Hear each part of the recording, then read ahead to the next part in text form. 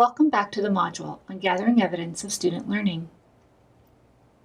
Recall that the four main ideas of this module are think of evidence broadly, gather evidence aligned to learning goals and success criteria, plan and strategically position evidence gathering opportunities, and capture a range of student responses.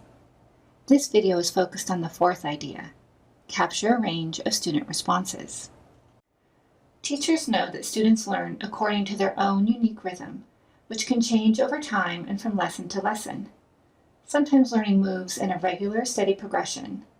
Other times it seems to germinate for a long time before it's suddenly visible.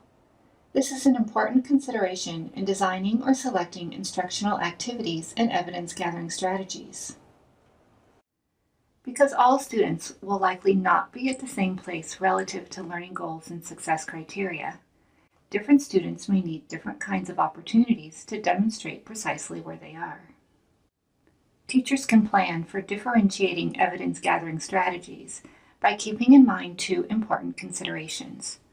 The first is the common misconceptions students may have about the lesson's learning.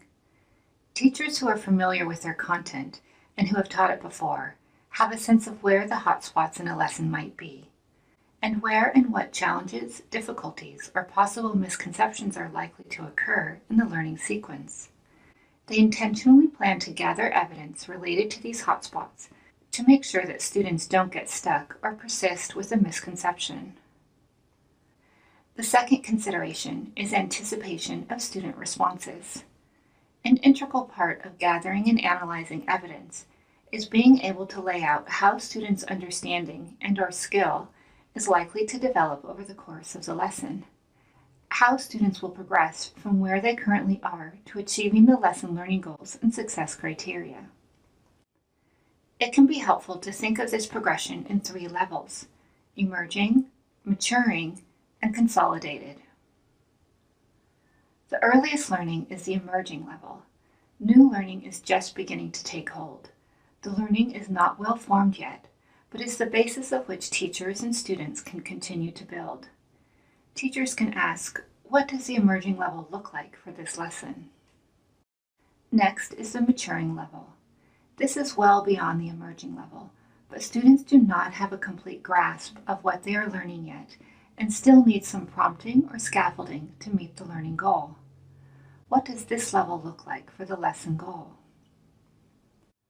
At the consolidated level, students show they have complete grasp of the concept or the skill. They will be able to use this new learning independently. While this progression occurs at different rates for different students, these three basic categories describe the progression you think your students will take en route to achieving your learning goal. Now we'll take a look at an example from a language classroom. In this example, students are learning how to negotiate as they work in teams to plan and build grocery stores for their classroom. These tasks take a significant amount of discussion, during which students would need to use words such as would, could, and should in order to propose a plan and persuade their teammates of their ideas. Within this context, students learn how to justify ideas and agree and disagree politely.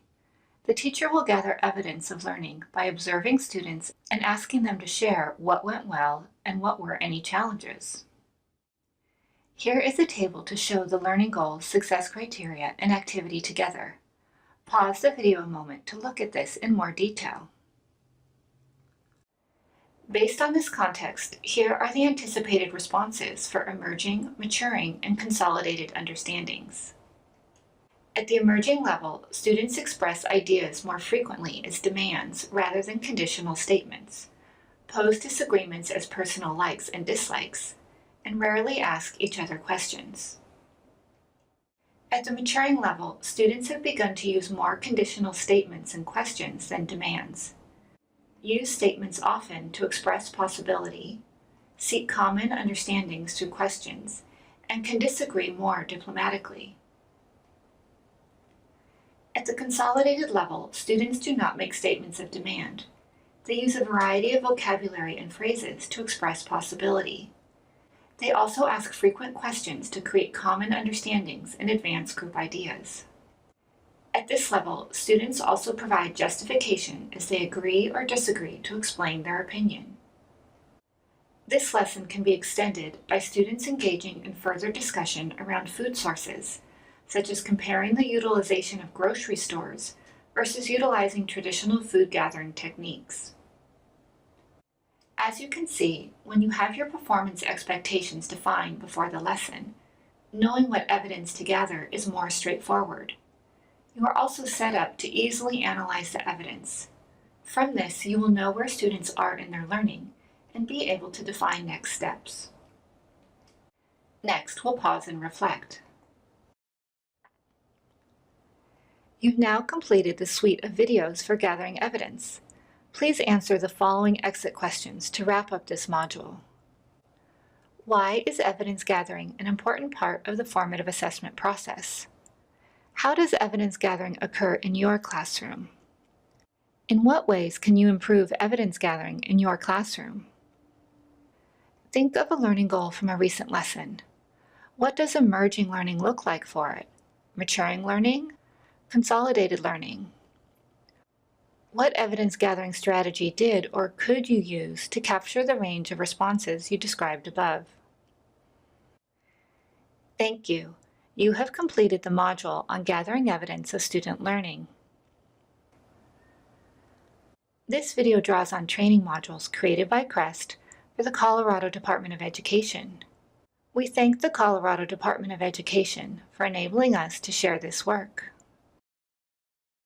We are also grateful to the following individuals for their contributions to these modules: Brenda Padletti-Sullivan, David Sullivan, Ann Jeanette Williston, and Angela Landrum.